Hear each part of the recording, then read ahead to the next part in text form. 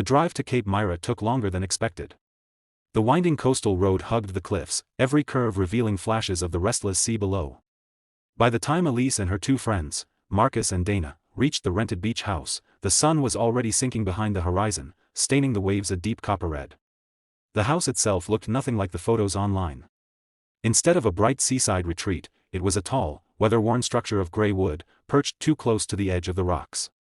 The air around it carried a constant hum, low, steady, almost like a deep vibration you could feel in your bones. Elise noticed it first when she stepped out of the car. "Do you hear that?" she asked, frowning toward the sea. Marcus, hauling their luggage, just shrugged it off. "Probably the tide hitting the rocks," he said. But Dana, quieter than the other two, tilted her head and whispered, "No, it's coming from the house." They all paused, listening. For a moment, the only sounds were the gulls and the whisper of the wind, and then, faintly, a deep mechanical tone rose from somewhere beneath the floorboards, like a low drone buried in the earth. Inside, the house smelled of salt and damp wood. The furniture was old, draped in white sheets. Seashells hung from strings in the windows, their hollow bodies clinking softly with each gust of wind. Elise ran her fingers over a framed photo on the mantel, a black and white image of the beach taken decades ago. In the background, the same house stood there, smaller, newer, yet eerily identical in form. "It's like time stopped here," she murmured. The humming grew slightly louder, as though responding to her words. That night, as they unpacked, the power flickered twice. The lights dimmed, and the air seemed to pulse with that strange vibration again.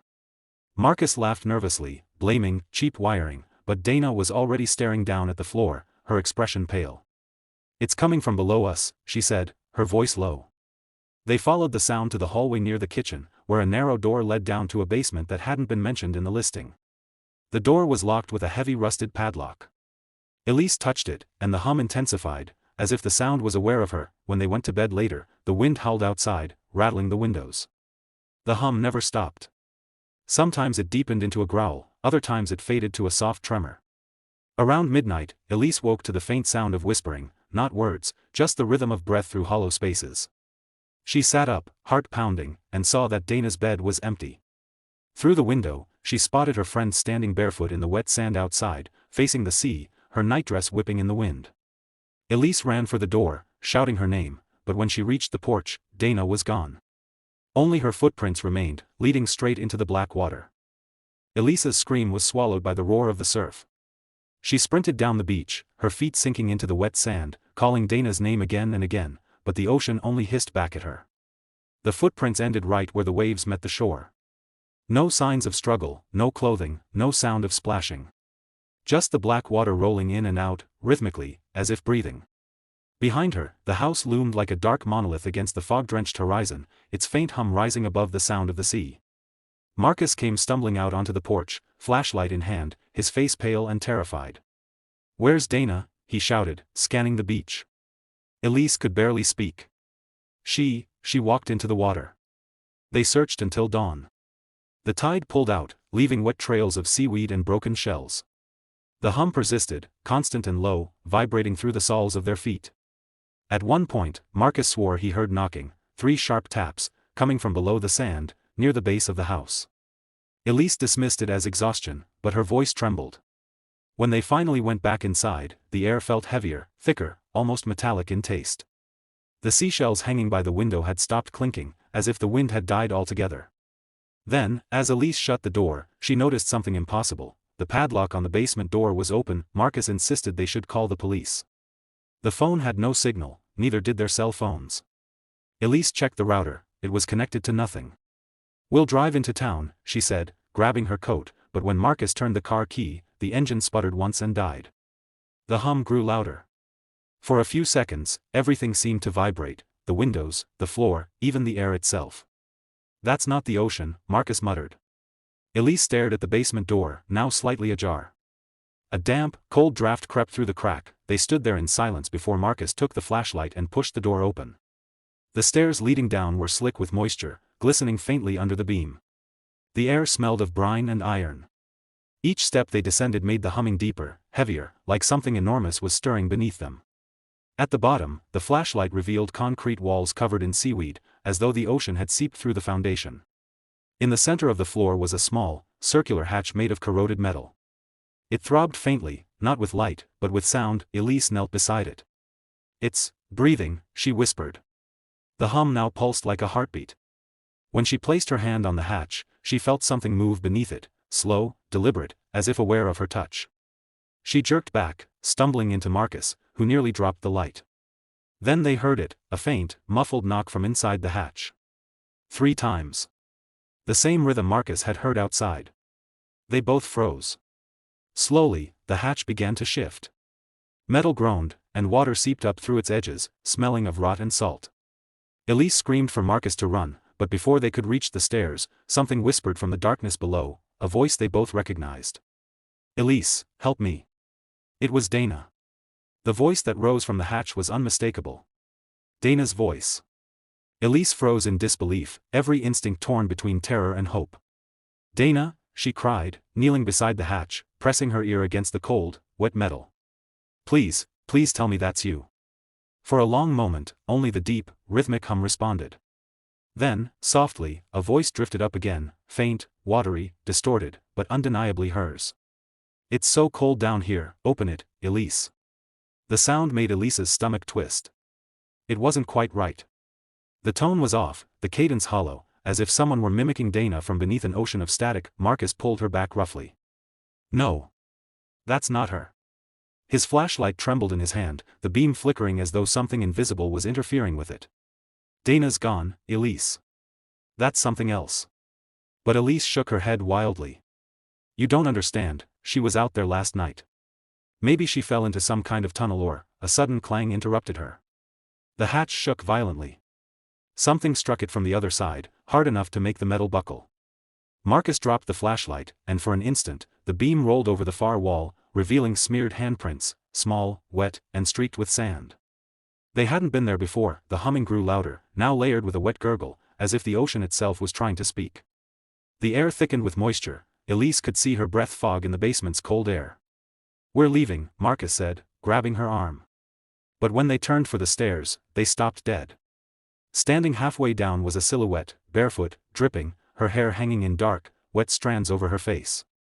The smell of seawater and decay filled the room. "Dana?" Elise whispered, voice trembling. The figure slowly lifted its head, and in the beam of the rolling flashlight, they saw her eyes, milky white, pupils lost to the ocean. She smiled, lips blue and trembling. "You left me." Elise screamed, stumbling backward as Dana's wet form stepped down the remaining stairs. Each footfall left a spreading puddle on the concrete. The hum had turned into a deep, resonant vibration, rattling the pipes above their heads. Dana, or what had once been Dana, tilted her head to one side, the same way she used to when teasing Elise. "It's beautiful down there," she said softly. "You'll see." Then, the light flickered out completely. The basement plunged into blackness. The hum reached a fever pitch, like 1,000 voices murmuring in sync, and the metallic click of the hatch unlocking echoed in the dark. Marcus grabbed Elise's wrist, yanking her toward the stairs as a wave of freezing air rushed past them. Behind, the hatch burst open with a wet, sucking sound, spraying cold seawater across the room. From the darkness below came the faint, wet slap of hands against the floor, something crawling up. Elise could hear Dana's voice now, whispering right behind her ear. "Don't leave me again." She didn't look back. Together, she and Marcus scrambled up the steps, slamming the basement door shut. The hum cut off abruptly, replaced by the deafening silence of the house, but the smell of saltwater lingered, thick and choking. They shoved furniture against the door, both gasping for air, drenched in seawater that shouldn't have followed them up. The wind outside was howling now, the tide rising high against the cliffs. Marcus turned toward Elise, shaking. "We have to get out," he said. But she didn't answer. Her eyes were wide, fixed on the window. Pressed against the glass, half submerged by the crashing waves outside, was Dana, smiling faintly, tapping on the glass in a slow, rhythmic pattern, 3 times. Knock. Knock. Knock. The storm rolled in with a fury no forecast had mentioned. Rain hammered the old house like 1,000 fists, and the sea roared against the cliffs so violently that every wall seemed to shudder. Elise and Marcus huddled in the living room, their makeshift barricade trembling with each gust. The air had grown damp and electric, every breath carried the metallic tang of the ocean. The power was gone completely, but that faint, dreadful hum had returned, threading through the wind like a note only the house could sing. "It's the tide," Marcus whispered, staring toward the basement door. "It's pushing through the ground." But Elise shook her head. No, it's coming from the house itself. Outside, lightning flashed over the surf. For a heartbeat, the entire beach was illuminated, and Elise saw them. Figures standing along the shore. Dozens of them, half submerged, motionless, facing the house. Their outlines were wrong, shoulders hunched, heads tilted, limbs too long. When darkness returned, they were gone, leaving only the sound of waves and distant knocking. Then came the sound of water inside the walls, the deep, slow slosh of something moving where it shouldn't. The floorboards are wet, Marcus said, rising unsteadily. The wood beneath their feet was swelling, warping. Seawater was seeping up through the cracks, spreading like veins. They ran to the front door, but when Marcus pulled it open, a wall of wind and rain slammed it shut again. The ocean had swallowed the lower part of the path, waves were lapping at the porch steps. Elise clutched his arm. "We'll wait it out," she said desperately, "just until it calms." But even as she said it, she knew, the storm wasn't natural. The tide wasn't supposed to reach this high. The ocean wanted the house back. Thunder cracked, and from somewhere inside came a long, dragging sound, like something being pulled across the floor. Marcus grabbed the flashlight, sweeping it across the room. "Elise," he said softly. "Look."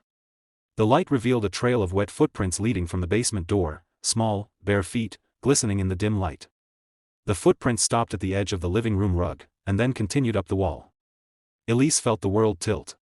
The prints rose toward the ceiling, bending impossibly upward, until they vanished into the shadows above. The hum deepened, vibrating through the beams. "We're leaving," Marcus said again, his voice cracking. They ran toward the back door, but the sound followed them, the soft slap of wet feet on the ceiling overhead. Elise could see droplets of water falling from above, like rain from inside the house. When they reached the kitchen, they froze.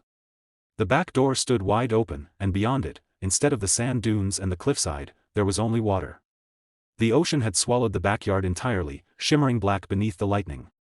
Floating just beyond the threshold was Dana. Her eyes were open, her hair drifting like seaweed around her face. But she wasn't alone.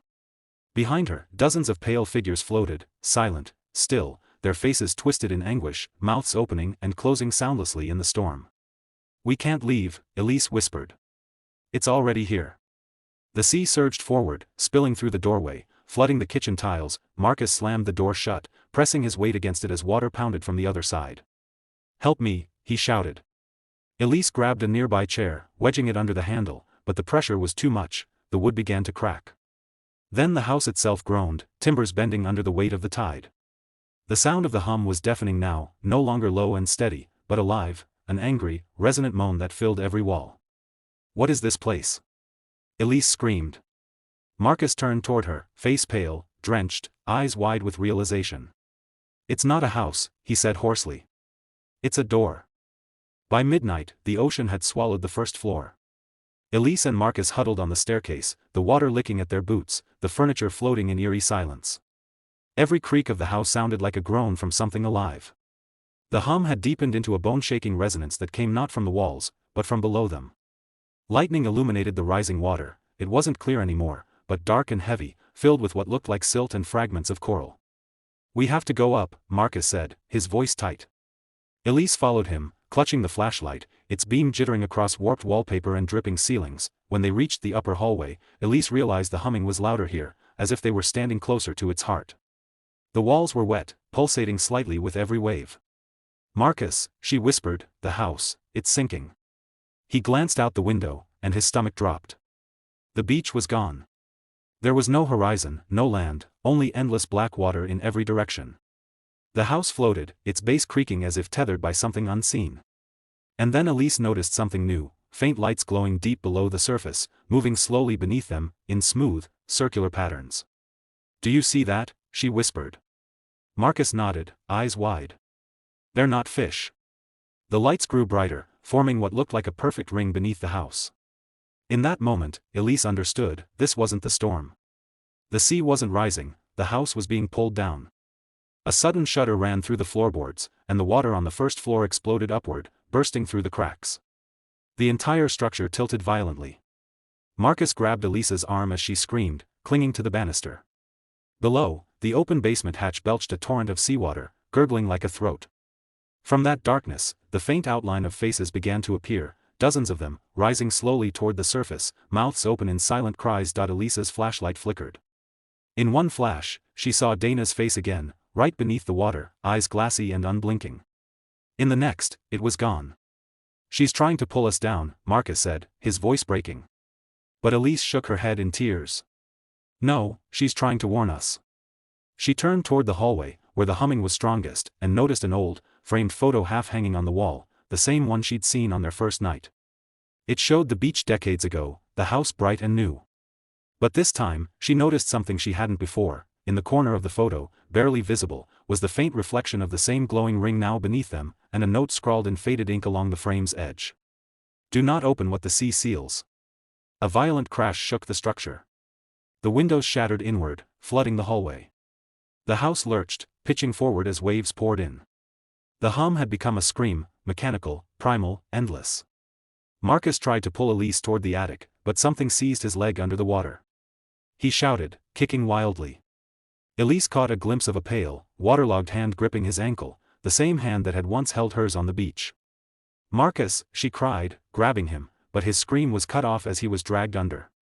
She lunged after him, plunging into the freezing water, but there was nothing left, just blackness, the sound of the hum, and her reflection in the flooded ceiling. When Elise surfaced, gasping, the house was completely surrounded by water. The roof groaned, beams splitting under the pull of the tide. She scrambled toward the attic stairs, clutching the photo frame like a talisman. The hum was now inside her head, vibrating through her skull. The last thing she saw before the water claimed the second floor was the front door swinging open underwater, and beyond it, the deep sea glowing with thousands of faint lights spiraling upward, like a city of the drowned calling her home. Elise reached the attic just as the last of the second floor vanished beneath the rising tide. She slammed the hatch shut and collapsed on the wooden planks, shivering, soaked to the bone. The wind howled through the cracks in the roof, carrying the distant echo of that impossible hum. It wasn't the ocean anymore, it was inside her ears, her chest, her heartbeat. Every time she blinked, she saw flashes of light beneath the waves, forming that same glowing ring. The photo frame still clung to her hand, the inked warning smudged by salt water. "Do not open what the sea seals." Lightning flared through the broken window, revealing the attic's contents: old trunks, a child's rocking horse, moldy clothes. Everything smelled of salt and decay. Water began dripping from the rafters, each drop landing with a rhythmic tap, tap, tap, mimicking the knock she'd heard before. Elisa's breath hitched. Then, from the far corner of the attic, she saw movement, something rising slowly from behind an old chest. A hand, pale and bloated, fingers webbed with strands of seaweed. The figure that emerged wasn't quite Dana anymore. Her hair drifted as though underwater, her skin gray-blue, her eyes luminous and empty. "You opened it," Dana whispered, her voice a wet rasp. "Now they all hear it." Elise backed away, heart pounding, but the attic tilted sharply, the house sinking faster.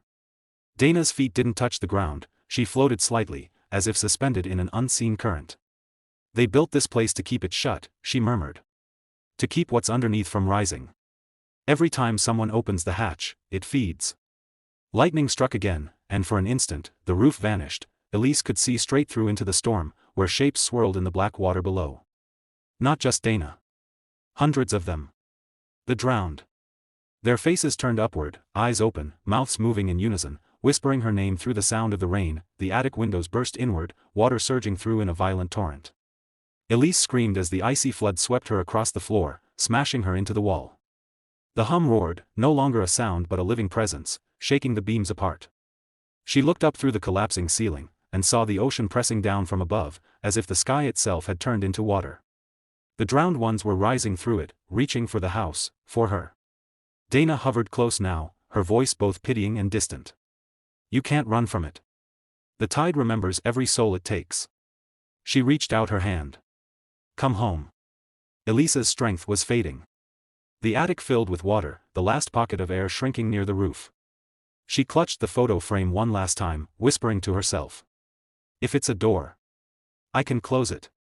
Through the murk, she saw the glowing ring pulsing beneath the house, the source of the hum, the heart of everything. She kicked free of the floating debris, diving down through the shattered floors, down into the black water filling the house.